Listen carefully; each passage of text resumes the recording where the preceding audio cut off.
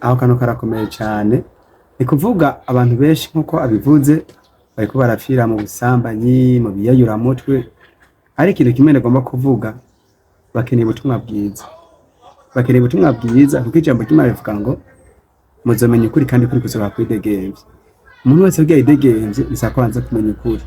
Je ikintu nokora nk'umujene nkuko bariko babivuga, nobabwira ubutumwa bwiza, hama ubutumwa bwiza bukabahindura. Kuko umuntu ndiwe n'ijambo ry'Imana arahinduka vya vrai, ukabona ko yahindutse. Je numva arico nama ndavuga ko ikintu bakeneye cane cane. Nanje ico novuga ku bajene benshi bariko baricwa n'ibiyovyabwenge, ubusambanyi, akaboregwe n'ibindi, ico mbona benshi baramaze kumva ubutumwa bwiza, ariko barabohewe ahantu kanaka satani ababoheye. Ikintu nka je nokora kandi nohanura umukristo wese w'umujene kugira ngo dufadikanye dukubakunda tukabasengera, nta kindi kintu gishobora kubahindura atari ko umuco wa Kristo woza ukabarasira, hama bagahindukirira Kristo. Imana ibahe. Shalom, ico kibazo ni ciza cane.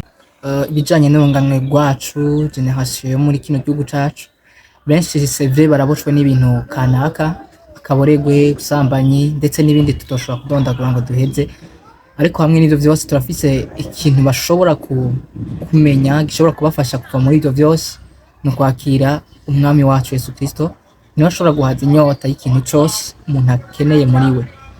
Ko ivyo dukora vyose canke ivyo twokwibaza vyose nta nguvu zihari zo kudushoboza kubivamwo, uretse igihe twakira umwami Yesu akadushoboza kubivamwo. Je ku bwanje novuga ko abantu barakeneye Imana muri bo, kandi ndetse turakeneye Imana iyo twumvise mu mashengero canke ahandi, ariko kandi tukakira Yesu adushoboza kwibohora kuva muri ivyo bintu vyose bishobora kutuboha canke satani ashobora kutubohesha. Murakoze cyane.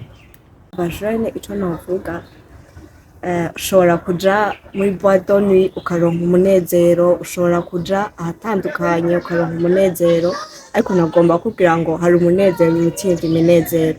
Umunezero tuheshwa n'isi hari aho ugera, ariko umunezero duhabwa n'Imana ntuhera, uhoraho.